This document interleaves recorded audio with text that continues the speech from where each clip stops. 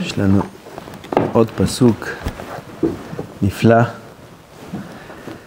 אמר עצל ארי בחוץ בתוך רחובות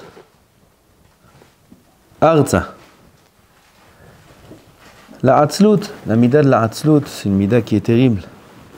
La mida de l'Atzlut, la paresse, la fainéantise. Elle est dans la nature de l'homme.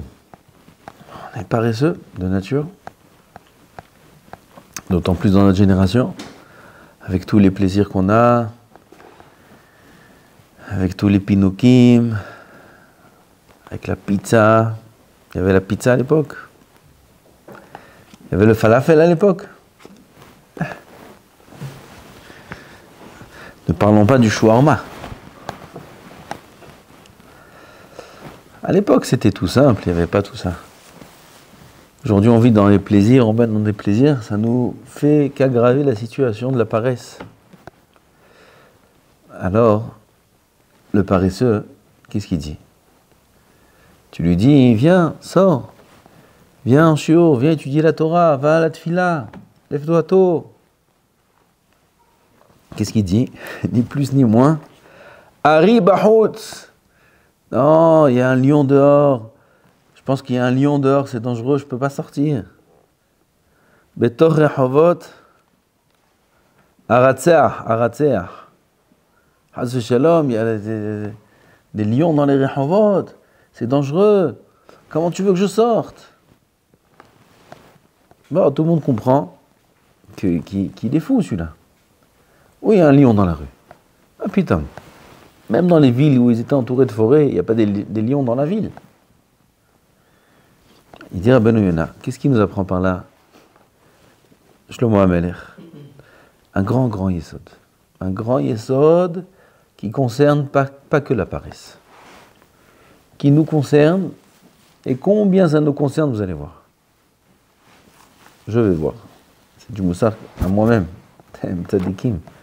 Aval, oh, combien on se surprend tomber dans cette chose-là qu'on va dire maintenant. Ba'aleodia, il dit Rabbeinu Yonah, ki amidot ara'ot mat'ot asechel.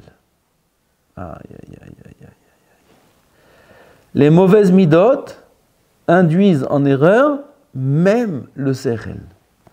Le sechel, c'est le commandant du bateau, c'est le capitaine. Le sechel, c'est le pilote de l'avion.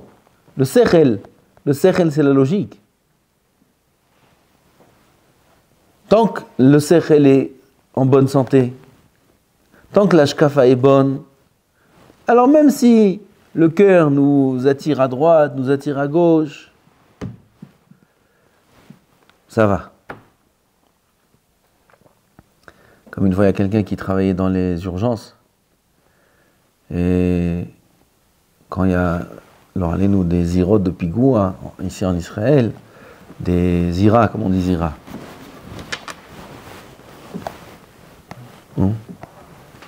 Des lieux où il y a des attentats, Chas Shalom. Alors tout de suite, les urgences arrivent, les ambulances, et ils ont une règle.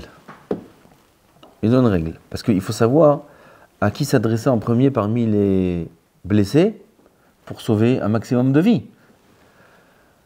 Il y a des cas, allez-nous, où c'est une question de quelques minutes. En quelques minutes, la personne peut perdre la vie. Donc il faut beaucoup de meyumanout, de connaissances, de perspicacité pour savoir à quel blessé il faut s'adresser en premier. La règle première est simple. Si un blessé, même s'il a une blessure très grave dans son corps, même s'il perd beaucoup de sang, tout de suite s'occuper de ce blessé-là. Par contre, si on voit un blessé qui a une blessure au niveau de la tête, même s'il n'y a aucun saignement, l'abandonner. C'est-à-dire l'abandonner, faire passer avant celui qui a une blessure dans le corps. Parce qu'une blessure à la tête est mortelle. Donc la majorité de chances qu'on va perdre du temps cher sur ce blessé-là qui est blessé à la tête, sur le compte d'une vie qu'on peut sauver de quelqu'un qui ne s'est pas blessé au niveau de la tête. Celui qui est blessé à la tête, c'est fini. Pareil, on va dire pour nous, celui qui atteint au niveau de la tête, non. Celui qui a des hashkafot qui ne sont pas bonnes, celui qui a une vision des choses qui n'est pas bonne, celui que son sechel a été atteint,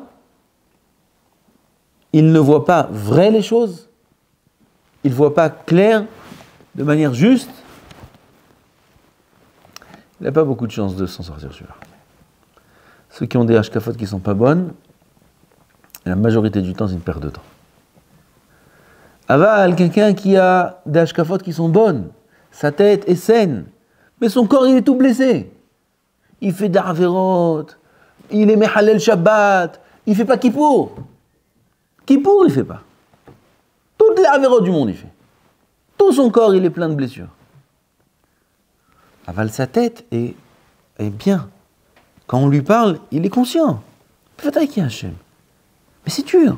Mais qu'est-ce que je fasse? Mais mes copains, mais l'argent, mais si, mais ça. Mais sa tête est en bonne santé, sa tête est là en place.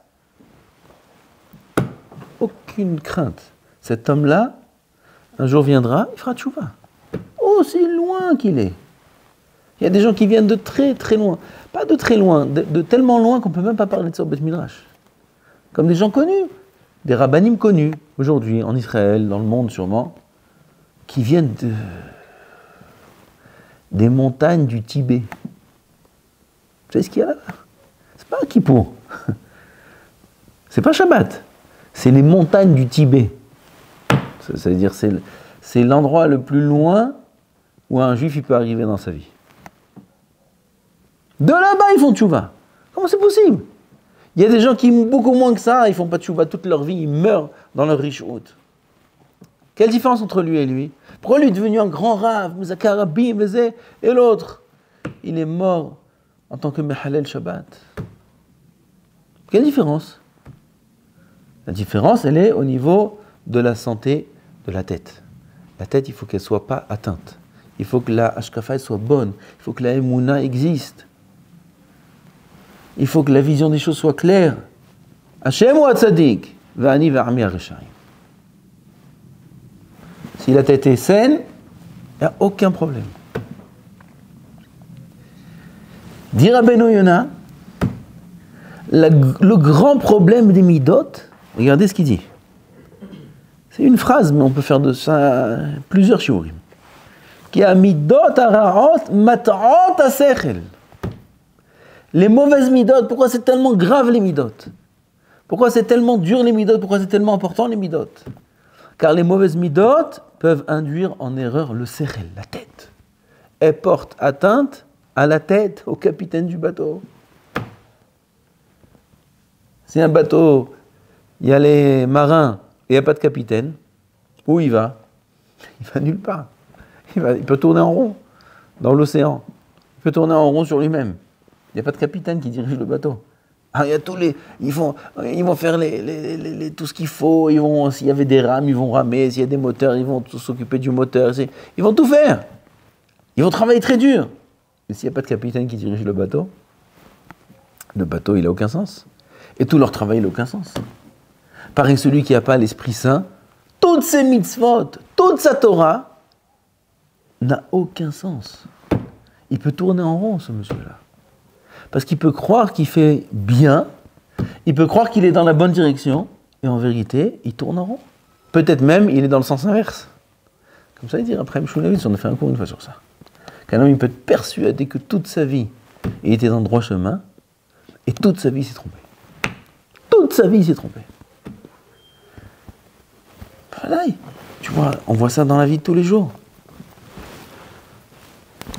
Quelqu'un qui a un petit peu de gava. Un petit peu. Déjà, ça suffit. Et on va l'inviter à tel et tel endroit. Mais dans cet endroit où on va l'inviter, alors il ne va pas recevoir de kavod. Il ne va pas recevoir de kavod dans cet endroit où on va l'inviter. Il ne va pas recevoir de kavod. Alors, monsieur le Rav, ou monsieur l'Avrère, ou monsieur Rabbi, tu acceptes, je t'invite là Ah, tel mariage, je t'invite là, ou je t'invite là. Ah, ça me ferait plaisir de te voir. Mais là-bas, à cet endroit, il ne sera pas considéré comme il est considéré, comme il a l'habitude d'être considéré à son endroit. Qu'est-ce qu'il va dire? Ah, c'est Bitoul Torah. Du coup, là, j'ai un chiour. J'ai un chiour, je ne peux pas annuler le chiour. Je peux pas, c'est Bitoul Torah. J'aurais tellement voulu venir. Oh, dommage, tu ne m'as pas dit avant. Mais comment je vais annuler le chiour? Comment je vais faire?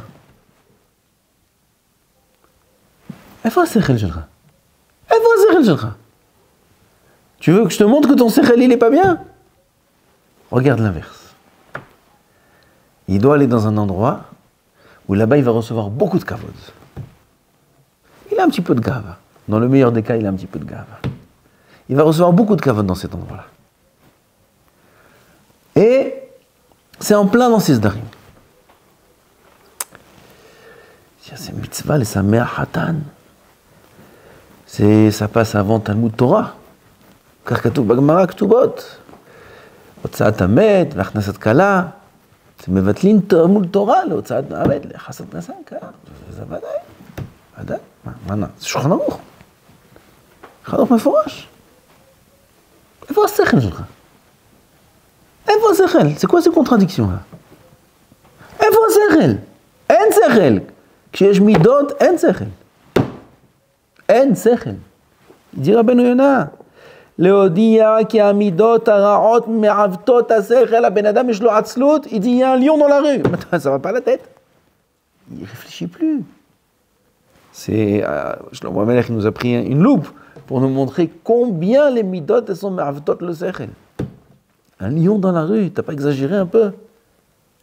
Ken, à ce point-là, un homme il est capable d'exagérer. Et Rabotai, ça fait peur parce que c'est possible que toute la journée soit guidée par nos midot. Ça fait un petit peu peur ce que je dis. C'est pour ça qu'il faut faire beaucoup de moussa et beaucoup de hajbon nefesh. Est-ce que c'est possible qu'un homme soit guidé la majorité de sa journée, peut-être toute sa journée, peut-être toutes ses nuits, par ses midot? Et c'est ses midot qui le contrôlent et il n'a plus d'esprit, Birnal. Un petit peu. Oh, les prakim. Une fois oui, une fois non. Les exemples, il y en a toute la journée, il y en a toute la vie, il y en a sans fin des exemples. Il faut juste s'analyser et on risque de se surprendre en flagrant délit. En flagrant délit, si on compare ses actions avec tel jour, avec telle fois, pourquoi là je suis allé, pourquoi là je ne suis pas allé? Pourquoi là j'ai dit c'est Bitoul Torah et pourquoi là j'ai fait Bitoul Torah? Qu'est-ce qui a fait pencher la balance d'un côté ou de l'autre? La halakha? Ou alors peut-être il y avait d'autres choses derrière. Peut-être il y avait mes envies, il y avait mes midot. Tout d'un coup il y a un voyage, tout d'un coup il y a ça, tout d'un coup il y a une ta'ava, tout d'un coup il y a quelqu'un de la famille qui vient, tout d'un coup il y a ci, tout d'un coup il y a ça. Un homme est guidé par ses envies, Rabotai, c'est terrible. On est guidé par nos envies, on n'est pas guidé par le Shulchan Aruch. Et pour ça, il faut étudier beaucoup de moussar. Beaucoup de moussar. Pour ça, il faut être un grand Ma'amin B'Hashem. On croit que être Ma'amin B'Hashem, c'est tenir de grandes épreuves comme Avraham Avinu. C'est passer des grands moments forts où un homme, il a tenu, il avait de la émouna et il n'a pas flanché. Il n'est pas tombé. On croit que c'est ça, être Ma'amin B'Hashem. Être Ma'amin B'Hashem, c'est dans des petites choses. De tous les jours. Où là-bas, un homme, il va être guidé, il va se guider lui-même par le Shulchan Aruch et pas par ses midot. Et pas par ses midot. Il ne va pas laisser sa ga'ava lui dire d'aller à droite ou à gauche. Il ne va pas laisser sa ta'ava de lui dire si on mange ou on ne mange pas. Il ne va pas laisser sa colère, il ne va pas laisser son orgueil, il ne va pas laisser toutes les midot le guider. Parce que c'est possible que toutes les midot, ce soient eux les commandants du bateau. Non, Chas Shalom. Dit Rabbeinu Yona, כי המידות הרעות מטעות השכל, ויבקש טעמים להימשך אחרי התאוות. il va il va chercher des raisons qui lui permettent d'aller après la ta'ava. Et ces raisons-là, si c'est un religieux, elles vont être des raisons de Torah. Il va savoir, l'ishlof, comment on dit l'ishlof? Non, l'ishlof, comme les cartes, on est cholef. Il va sortir les dapim, il va sortir la halachot, il va sortir les simanim, il va sortir le Rambam, il va sortir le Shulchan Aruch, il va sortir ça, il va sortir ça. Il va utiliser la Torah pour faire sa ta'ava. Ça, c'est pas la Torah d'Hachem, ça. Ça, c'est sa Torah à lui. Même s'il a raison dans le din, Rabotai Ken, on ne parle pas de quelqu'un qui maintenant, il va utiliser la Torah pour aller contre la Torah. Ça s'appelle Naval Birshut Torah. Ça, on n'a pas dit. Ça, je ne parle pas de lui. On ne parle pas de Naval Birshut Torah. Ça, c'est quelqu'un qui va utiliser la Torah pour se permettre l'interdit. Il y a des moyens. Je ne parle pas de ça. Même s'il a raison dans le din qu'il dit. Il a raison, c'est Bitul Torah d'aller là-bas. Ah, mais quel est le moteur qui lui fait dire ça? Il mettre le Bitul Torah ou c'est Midot? C'est sa Gava qui lui fait dire ça. C'est sa Ta'ava qui lui fait dire ça. C'est pas le Bitul Torah. Et la preuve, regarde combien de fois il a fait Bitul Torah pour des ta'avot beaucoup plus petites que celle-là. Al-Ken Amar ki ha'atzel imtza ta'ana lehimashech ahar atzluto ve'yifhad midavar shelo yifhad mimenu zulato. Ha'atzel, בוא, תבוא לב.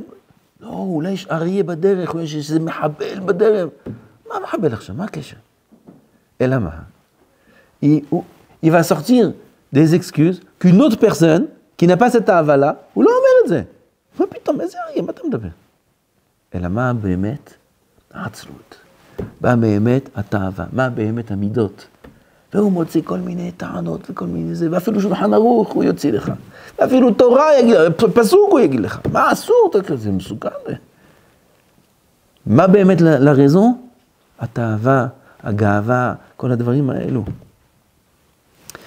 ויש מפרש עוד משפט אחד, נשאר לנו דקה, כי המקרא הזה בא להודיע, כי העצלה מתולדת מורח הלב. תראו, זה יסוד, ידי רבנו יונה.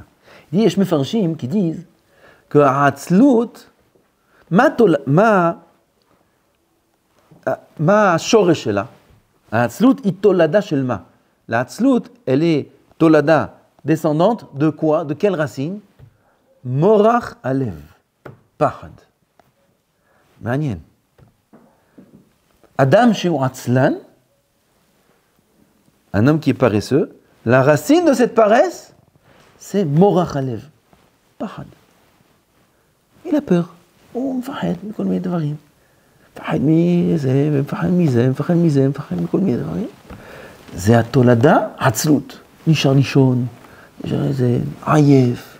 כל זה בא מהפחד, תראו איזה סוד הוא מגלה לנו.